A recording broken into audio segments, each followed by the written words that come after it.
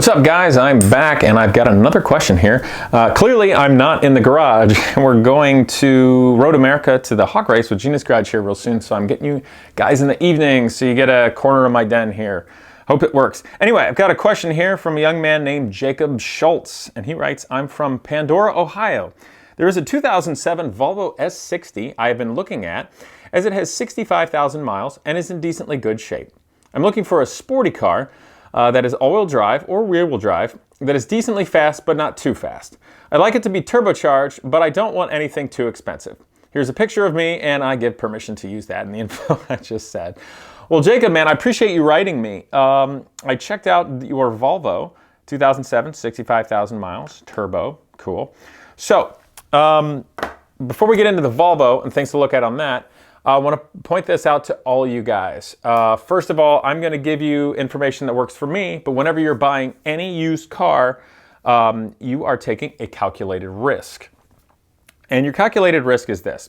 If you were to go out and buy a new car, it's got warranty X, right? It's a brand new car. You already know that car is going to depreciate and you're going to lose money. But for the people that buy a new car, they feel that getting something that's new and fresh with a warranty and all that is worth losing tons of money on. But for the people who buy used cars, especially if you're clever and do it right, and you play the risk and you understand everything goes into the cars and whatnot, and you're ready for a potential problem, these people either do that because they have to, or like me, they do it because we don't like losing money for no reason at all. I have never bought a new car in my life. Someday I might buy a new car, but the only time I'm ever going to do that is if I end up getting reasonably wealthy and I don't care that I'm going to lose money and there's some brand new thing I just can't live without, which I don't know if that exists because I can't really think of a brand new car that I like anymore. But that's neither here nor there. Cars are going to have to change a lot for me to want to buy a new car someday, and mostly for the reason I don't like losing money. So, Jacob, your 2007 Volvo. First thing I noticed, it's from 2007, which is basically a modern car. I mean, it's been a long time since, like, major things of the automotive world changed to make them theoretically modern. To be perfectly honest, I consider just about everything from the mid-90s and now a modern car. Electronic fuel injection, decent working climate controls, they're pretty safe all around. And that's basically what you get. I mean, it's a modern car. It's a good car. So nothing weird and cantankerous there. I think the Volvo you're talking about is a very attractive car. I think it's a reasonable car, and I think you'd have a pretty good time in it. Just, take care of it and realize it's not a drag racing car, nor are you going to go drifting in it.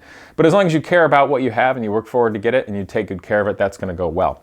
But the thing I like about what you're saying is, from 2007, you're going to be buying something that's bottomed out in market value, meaning it's not going to depreciate anymore. So it really just comes down to what example can you buy for how much money. You mentioned 65,000 miles, which is a real nice low amount. For the car being, what is that, 12 years old now? 65,000 miles is very low. That's, 5,000 miles a year approximately. So just take a peek at its history, see when most of the miles were tacked on. They probably happened in the first 3 years, and then maybe it didn't get driven that much. I don't know if maybe an older person owned it. Oftentimes when cars sit for a long time and don't get driven, they can develop some leaks and maybe sometimes an electrical glitch or something, which usually get better when you drive it. So just keep that in mind, but you're probably okay there. Beyond that, I'm not sure how prone that Volvo may or may not be to corrosion. But once rusting starts, it's hard to stop, and it can be expensive to stop, and most people aren't that great with body stuff. So I like to stay away from that, but with 65,000 miles or 60,000 miles, it's not likely to have that kind of an issue. The biggest thing I can tell you is you're taking a calculated risk, okay? It's a used car. I assume there's no warranty on it, and even if there was, good luck, upholding that. It's probably going to be a fine car. Looked at how it was taken care of. Who owned it before? Did they do any maintenance at all? And then you got to take care of it. You got to do maintenance. Change your oils when they need to be with the right amount. If there's forums with these cars, that's going to be your best place to learn about potential issues and preventative medicines and things you can do to enjoy your car for the long haul. When you go to look at your car and make a decision on how much you want to pay for it, of course you want to get the best deal possible, lowest amount. But do look at the car You know, even if the car's great and you're a young man and you're all hot and heavy and you're really excited to get your car and it's really neat, but keep in mind, stuff still like completely worn out tires or super warped brakes or electrical gremlins and things like that can be a pain in the butt. Your mileage is nice and low, so that's something really worthy to go after. I don't know how much driving you're going to do, but generally speaking, people do between 7,000 and 15,000 miles a year. So let's say 10,000 miles a year. If you want to resell that and get the most money out of it, you got to think about how much it's going to depreciate with you using it and driving it. So if you think that you can buy this well enough that you could theoretically put on 20 or 30,000 miles and it's still going to be worth what you paid for, or maybe even you can do better and sell it for more, as long as you don't dump a bunch of money into it with modifications like young people typically waste money on. Please don't do that. Okay? The time will come one day where you can build stuff. Just keep your car nice and get where you need to go in style. You may find that you need to predict how long you're going to keep this car to sell it and resell it to lose the least amount of money or break even, or maybe even theoretically be able to pop up or at least pay for your insurance and the tires or things like that if you can do well. So you got to be thinking not only about the purchase and what you're going to get it for and what you might have to do to it to keep it, but you also have to be thinking about, you know, where is it going to tank in value, where is it going to be in the future, and what you can sell it for. That goes with any car. But I think the Volvo is a fine car. You know, my family used to have some, but they were a little bit older than that. I think they were from the late 90s, and people used to say that Volvos were built in Sweden, and, you know, they got to watch out for hitting elk, so they build them really strong. I don't know if that's true or not. But, you know, I definitely grew up driving around in some vintage Volvos, the 1800 ES, the old wagon, and the P1800, which was from the old Roger Moore TV show, The Saint. So they're a cool car, and I think you're making a very reasonable, good choice for your car as a young man. You know, resist the urge to modify it like crazy. You're not going to get that money back, so really think about the value of a dollar there. But do take good care of it. It's real easy to look up the problems they have, and I did a quick peek on it. You know, nothing crazy. Didn't seem like there was anything big with expensive parts like engine, tranny, diff, stuff like that. Usually things I found out were glitchy things, like maybe the module on the steering wheel, and that screws up like the canceling of the turn signals, or like mass airflow, or some wheel speed sensor, things like that. And I did hear that when they get warm or on the hot side, they'll shift a little harshly, but apparently there's some update you can do electronically that'll take care of that, and maybe a cold start issue. So it seems like it's a pretty good car, and the issues you can readily get through. So I think it's worth checking out.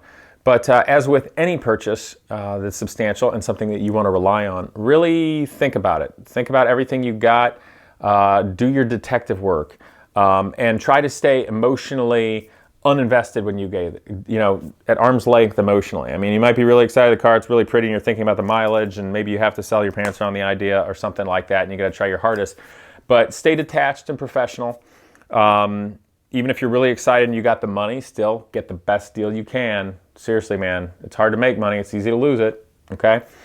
So do the best you can, and don't be afraid to walk away if need be. That being said, sounds like a pretty darn good car. Probably a pretty good choice. Of course, you got to look into that because that's not my forte. I'm just telling you what I saw, okay? It's on you still. But it seems like a good choice and a good direction to go anyway as far as a car. And the mileage, it could be really worthwhile. But at the same time, too, don't like way overpay just because somebody's trying to sell you on it being low mileage. It's worth something to you as like the car to go after, but you don't like pay silly amounts of money for a car just because it has low mileage. In certain circumstances with their cars, that can actually go the wrong way to bite you, which is actually really funny in the exotic car world of like Ferraris and Lamborghinis and things like that, especially the ones that are a little older. The ones that have 0 miles on them, they end up like corroding together and being crappy cars for a while too because they didn't get driven at all.